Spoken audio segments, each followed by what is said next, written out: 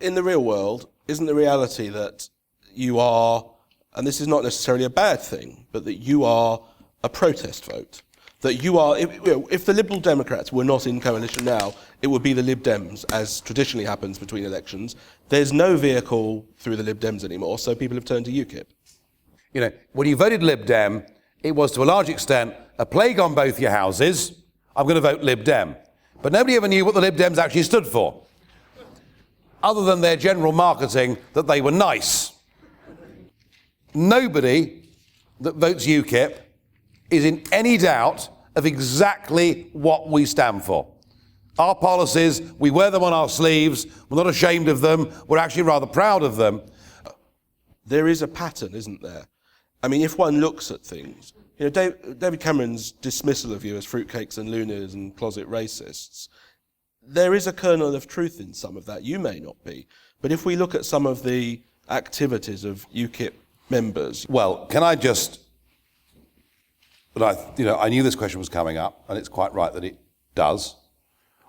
I want to make this clear.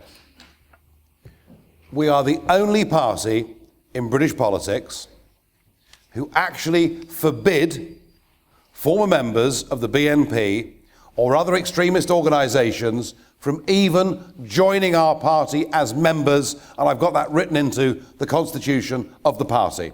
All right? Have we been caused embarrassment by some people? Yes. I put out a big call at the end of last year for as many people as possible to stand for UKIP in the English County Council elections, because I wanted the electorate to have the opportunity to vote for us and what we believed in. And 1,740 people came through and answered that call. Of that number, 6 caused us embarrassment.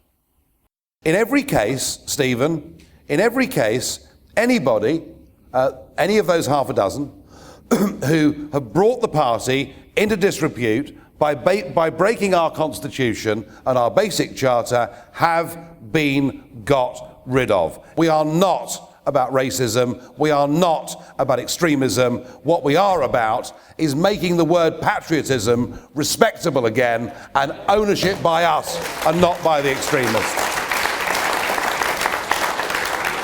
Most of the Jewish community are in some way descendants of immigrants, not even necessarily refugees, immigrants. Yep. There is a feeling, I mean, everybody has their own different views on different matters, but I'm interested in what appeal you think your anti-immigration campaign is, the specific appeal to a community that is descended from immigrants. How many people here think that immigration into Britain, running at 500,000 a year, is sustainable and a good thing for this country? Hands up. And how many think it's not sustainable and we must cut the numbers down? Well, thank you very much. Your question's answered. Okay, let's talk about... Being a bit cheeky, I'm sorry. No. Some controversy, a number of Muslim faith schools that are perceived as teaching, as hotbeds of radicalism, as it were, of inculcating radical ideas into young children. What is your position on Muslim faith schools? We have to apply equal standards. The law is the law. Whatever your religion, whatever your background, the law of the land in this country absolutely simply must apply. And there is no way that a Church of England school would get away with preaching anti-Catholic hate. If we're going to have Muslim schools in this country, the same laws must apply, and they must not be able to spout anti-Jewish hate without the same fear of being closed down. The JC conducted a poll in March of this year.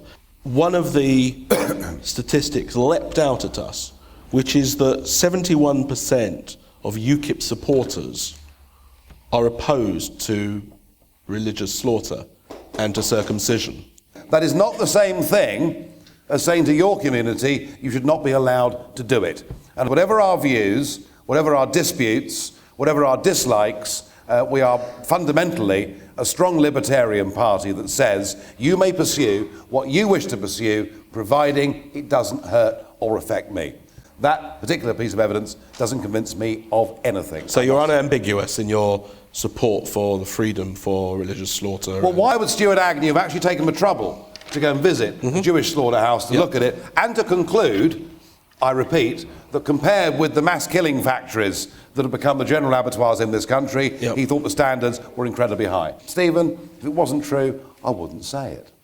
I'm here to elicit information. I want to have a fight with you. Well, let's say Nigel Farage is in charge, and let's say Israel bombs Iran, which has all kinds of consequences. I mean, I'm using that as an example because I want to draw you out on this. What's your reaction? One of horror. If anybody bombs anybody, it's one of horror. It's an almost impossible question to answer because you can't answer it until you're there. I do not support acts of aggression, even from countries who feel their very existence is threatened. But frankly, when it comes to the Arab countries in the Middle East, I personally would pursue a policy of non-intervention. I don't believe our military action in those countries is making life better for anybody. Your question actually began not with Israel defending itself, but with Israel launching an outright strike. But that may be a defensive action, you see. Well, that's the issue. Well, it's a different question then, isn't it? Okay. We'll answer that different question then. Answer that different question. I think that the approach we've adopted to Iran, basically the sanctions approach, the cordon sanitaire approach, has been a mistake. We should have love-bombed Iran and given everybody free access to the internet. There's a woman there. Yes, you, madam. Yes, you. Yes. Hi, my name's Ambrosine. I wanted to ask you a question. When you are Prime Minister, could you tell me what the capital of Israel will be?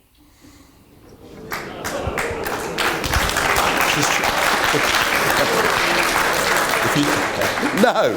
I'm not thinking that far ahead. That's much too difficult on both counts. And I wouldn't take the question, whatever the question was, on that basic premise. It would be arrogant and ridiculous to say so. We haven't even yet got a seat in Westminster. But what we are doing, despite that, is we're changing the future of British politics, and we'll go on doing so. If anybody wants to leave with a souvenir, I've got some genuine Belgian damp rags. All going to party funds and the odd book or two. Thank you.